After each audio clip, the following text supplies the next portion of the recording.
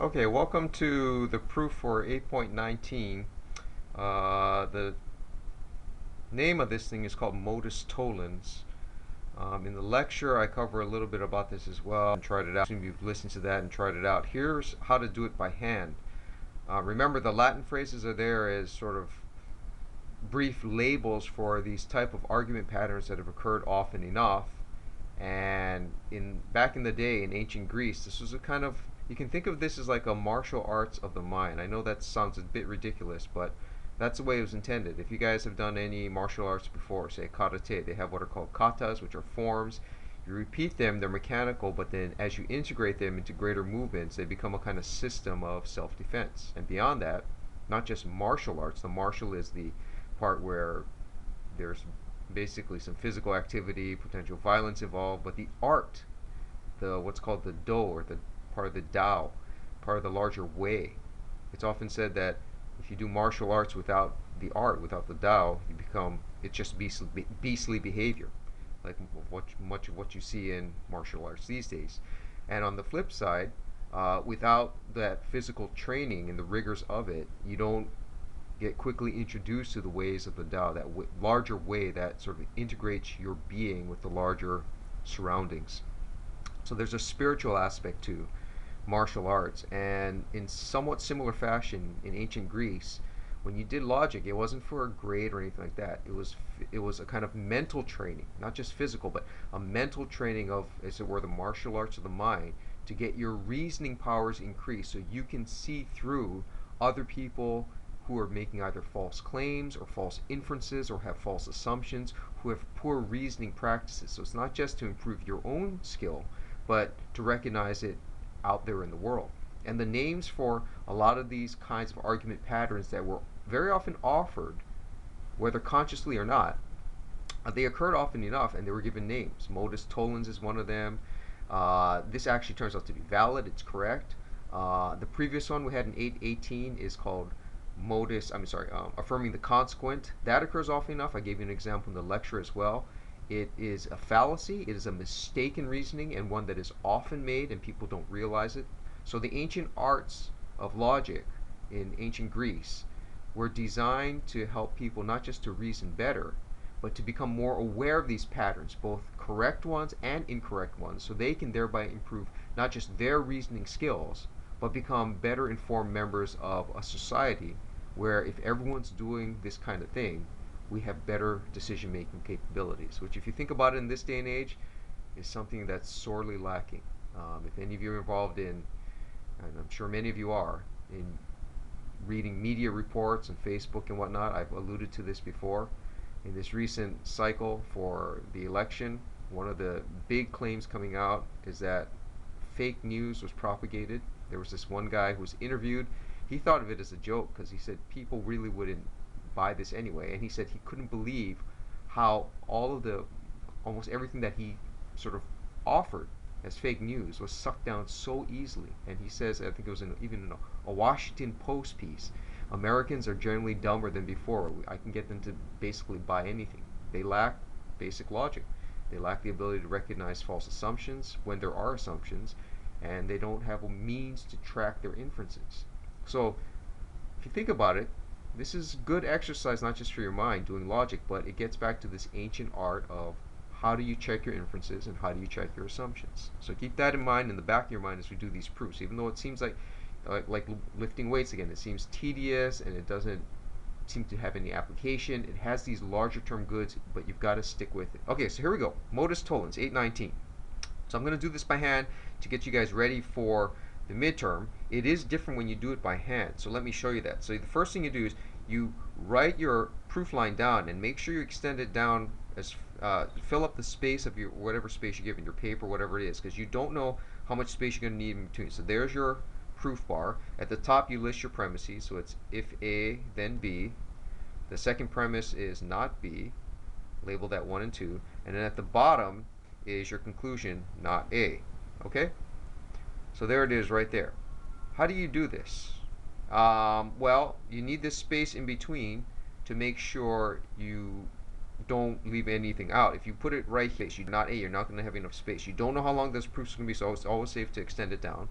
And then get out your rule sheet. So you should have that on the side when you work this stuff. And let's do this step by step. So you first try or elim. That's the first thing you always try. To use it, you never only look at the line that you're at. You only look above. And in this case, 1 and 2, you don't have an or as the main connective, so or elim is out. So then you're on to the backwards method, the second strategy. Backwards method says now you look at the line that you're at. You're the pointer now. In the computer, you had the pointer to help you out, but now you're the pointer. The pointer is basically, think of it as your attention. Here's where you're at. So you're at not A. The main connective is not. So then you guess intro. I'm just going to use shorthand here, not I. And then when you look it up, you got to look it up in the sheet. Remember, you're going to have the sheets available to you for the midterm. So learn how to use the sheet. If you look it up, there's 3 things in bold that you need. The first thing is you need a subproof. You start from right above, you go all the way up. No space here, no space here. That covers the whole space when you do the subproof. The second thing you need is the opposite of what's at the bottom. So you have not A here. So you put the opposite of that, A, at the top. And then at the bottom of the subproof, it goes the contradiction. Okay, when you did this by computer, you would go back down here, you would highlight that, you do the boxing to get this to check out. But you can't do that when you do this by hand. This is where it's slightly different by hand.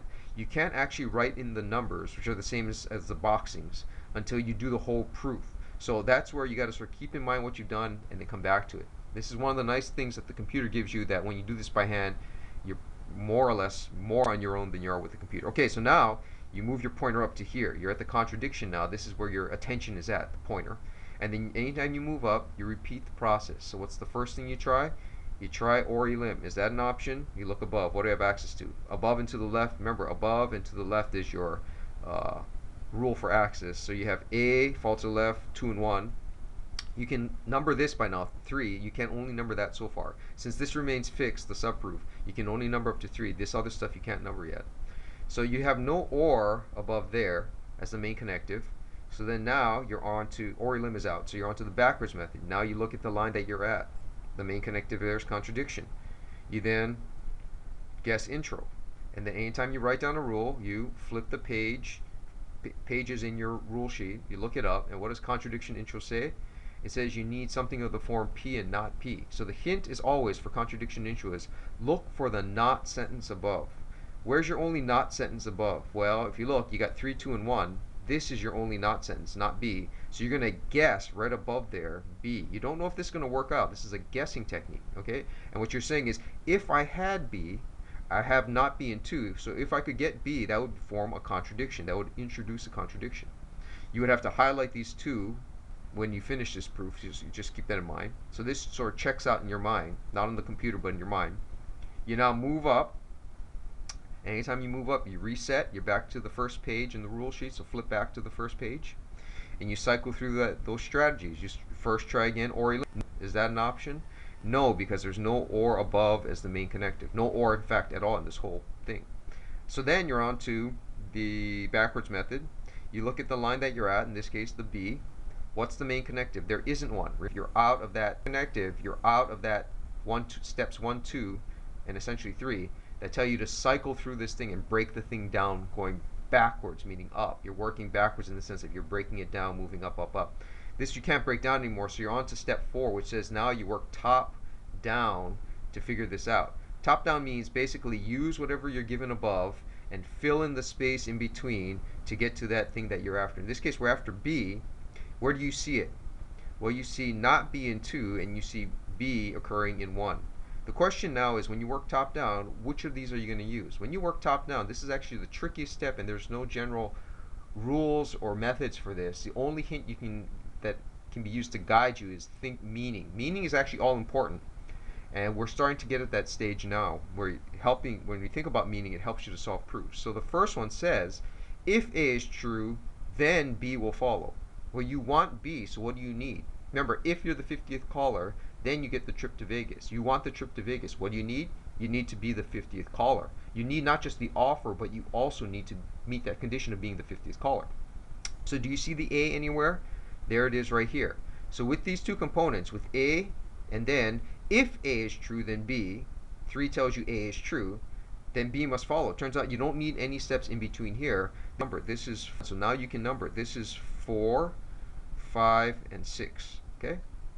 And now the question is, What rule is this? Well, remember from the step 4 in the backwards method, when you work top down, you're guessing some kind of elim rule. You don't know what. Well, we've used 1 and 3. What's the main connective in 1? It's the conditional. So a good guess would be conditional elim, but then you never just guess as such. You always look it up to verify. This is like fact checking. If you got a Facebook news report and they tell you this is news and you think, yeah, that's true, how do you know? Go and fact check it. Go and verify. Go and find other sources to corroborate or to find things that cohere with it. So you look it up. Google. I mean, the problem with media these days is it's got so much stuff out there. The question is, how do you figure out what's corroborated and what's not? That's a separate problem. But the first step is you can't just suck it down. You got to go and check. This is why logic, even though it doesn't look like it, is giving you implicit exercise in these other mind goods that will help out in the longer run if you stick with it. Okay, so conditional elim is what you need. You check it out, you look it up. It says you need something of the form if P then Q. You need the left side, in this case the A, the P, and then it entitles you to get to the right side, right? If this is the one-way ticket from Atlanta to Boston, to redeem it, you need to be in Atlanta to then get to Boston. That fits the form of conditional elim. The numbers for that, what are highlighted, is 1 and 3. So right there. And then now I can do the rest. Contradiction. So you look this up in the rule sheet, flip to it. What does contradiction intro say you need? It says to highlight the P and the not P. What's my P and the not P? And the not P. P and the not P. So it's 2 and 4, 4 and 2. The order doesn't matter. And then the last one is not intro. And not intro has to highlight, if you look it up, flip to it, the whole subproof. So in this case, it's 3-5. Do not put 3, 4, 5. Always start above here, go all the way up, and then figure out what your lines are. So it starts at 3, ends at 5. Just do 3-5. It'll save you a lot of labor. Okay, you save this as proof 8.19. And that's it for doing this by hand. We'll do more in these lectures showing you how to prepare you for the midterm.